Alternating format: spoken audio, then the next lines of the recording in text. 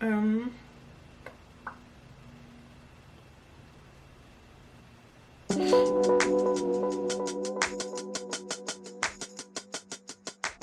Hi everyone, thank you for joining me today. I'm Courtney and this is my channel, She Sparks Joy. I appreciate you for coming. Hopefully it's a place where we can build lives that we truly love as we grow and talk about like side hustles and passive income and things like that. So today I want to speak with you about how I hacked my master's degree and how I got it for free. So I thought, like, I hate when people make me wait to the end to find out what happened. So I'm just going to tell you right now how I did it. What happened was I got what's called tuition remission.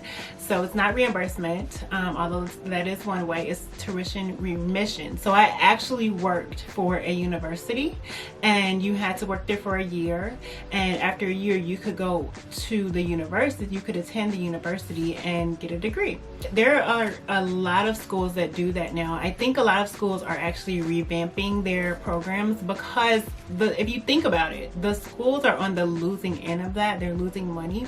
So some schools are actually trying to increase the amount of time that you have to attend the university for, and some are like making you have certain grades in order to keep the tuition remission, and they're just doing different things. Some schools are, and I think some schools are making it so that you can't get a degree in just anything. It has to be job related, which I think makes sense too. Let me tell you a little bit about my experience. I graduated, it was almost 3 years, I think maybe like 2.5 years it took me.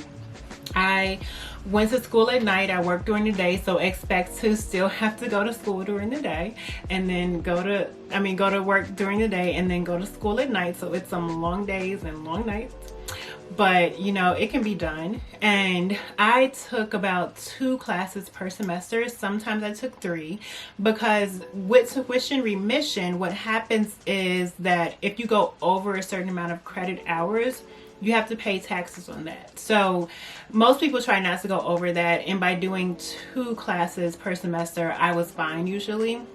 So if I did go over, I would have to pay taxes on that, and I didn't want to do that. But it was a really good experience. I'm glad that I did it. I always wanted to get a master's, and I didn't want to have to pay for it. I already have student loans, and it's ridiculous. Oh, and then too, if you work at a school, I have a friend that did this with her sons. If you work at a school and you have kids and they're at the age where they're going to go to college, then most schools will allow your kids to come there free as well. And they'll also pay for other colleges if it's a community of colleges. Not community college, but if there are colleges that kind of work together, basically. So it was a really good experience, and I would advise that if you're able to do that, and if you have to get a degree in something, or you want to get a degree in something, then and you're looking for a job, why not apply to a university to work? Let's talk a little bit about how tuition remission differs from tuition reimbursement. So tuition reimbursement is actually when you go out to a school outside of that school and they basically reimburse you. And a lot of schools, they have the same requirements. So a lot of schools, you have to work at that school for a year before you can get tuition reimbursement to go to an alternative school. Usually schools won't give you tuition reimbursement if they have the course at their own school. It's like, why go to a different school when you can take it here? So most schools won't do that. And then there's usually a cap on how much they'll reimburse for, like $10,000 or something. So it's the same thing. So you'll probably only be able to take a limited amount of courses per semester, so it may take you a little bit longer to finish. Everyone pretty much knows about scholarships and joining the military to get reimbursed for your education. But did you know that a lot of people don't apply for scholarships? I looked up some stuff for you. So it says that $2.9 billion in scholarship money are usually left on the table. So if you are looking to go to school for free, try looking for a scholarship. Even if you don't have the greatest grades, I would still look into it, because there are some scholarships, they're not all based on your like your educational merit and your they're all not based on your GPA and your educational merit. So I would definitely give it a try. And there are also some tuition-free universities that you can attend, and there are, I think, 11 states that have them. Usually the tuition-free universities only covers the tuition. It doesn't cover books. So even with my program, books were not covered.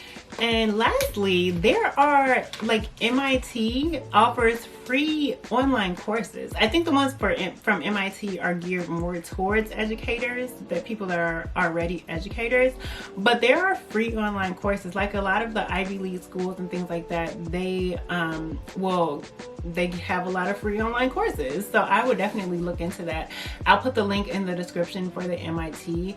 I think it's called like Open Course Software. So if you found this helpful, please let me know by liking the video and commenting down below. And then if you did, make sure you subscribe, because I'm going to try to bring you videos like this every week based around our growth and our side hustles that we can have and passive income, things I love to talk about. So I hope you'll be joining me every week here.